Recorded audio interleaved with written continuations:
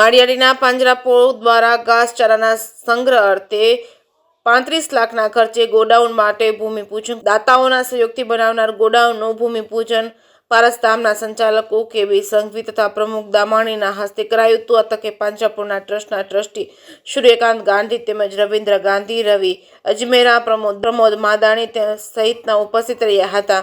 જેકેએસ news Gujarati સાથે પ્રતાપ સિસોદિયા, માળિયા હાટીના.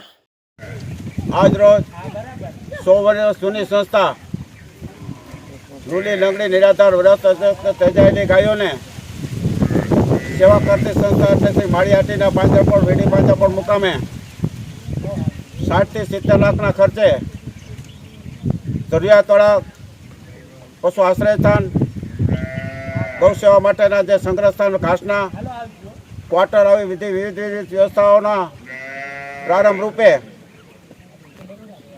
રાષ્ટ્રીય સંત નમ્રમુનિ મહારાજ સાહેબની પ્રેરણાથી, એમના આશીર્વાદથી અને આદેશથી 15 લાખ રૂપિયા જેવી જાહેરાત આજે જે અમે ભૂમિપૂજન પારસધામના પ્રમુખ દામાણી સાહેબ, પારસધામના ટ્રસ્ટી કેબી સંઘવી સાહેબ, વનમેન આર્મી તરીકે જે નામ છે એવા એમના વડા હસ્તે ભૂમિપૂજન કરાવી અને પ્રારંભ કર્યો છે. ગાયોને લાડા લાપસી ખવડાવ્યા છે. આ પ્રસંગે જે લોકો જીવદયામાં માને છે, ગૌપ્રેમી છે, લોકો બધા ઉપસ્થિત થયા છે અને રીતે કાર્યક્રમ આજનો આરંભ કર્યો છે. આ સંસ્થા દર વર્ષે ઓડિટ થાય છે, દર મહિને મિટિંગ મળે છે, ફોરેન કરન્સી સ્વીકારવાનું સરકારે રાઇટ્સ આપેલ છે.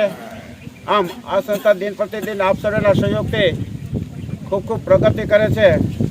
રૂલી નગરી નિરાધાર વેદાશક્તિ તેજાયેલી ગાયોને સેવા ચાકરીને સારવાર કરતા એટલી બધી ગાયો જે બીમાર ન હોય એવી રીતે બને છે. દર વર્ષે મેડિકલ કેમ્પ પણ અહીંયા કરીએ છીએ. આ માટેનો એનિમલ કેમ્પ. એમાં સંસ્થા ટ્રસ્ટીઓ અને પૂજારીના સહયોગથી, ખાસ કરી રાજુભાઈ દેસાઈનો વિશેષ સહયોગ ગણીએ ટ્રસ્ટી તરીકે, એ રીતે આ સંસ્થા આપસરના સહયોગથી દિન પ્રતિદિન પ્રગતિ કરતી રહી છે. આજે જે લોકો ઉપસ્થિત રહીને અમને પ્રોત્સાહિત કર્યા છે, અમે ઉપસ્થિત તેમનો સર્વનો ખરા આભાર વ્યક્ત કરીએ છીએ. અને આ સંસ્થા પોતે કે ગણી અને જીવદયાના કાર્યમાં જે માનતા હોય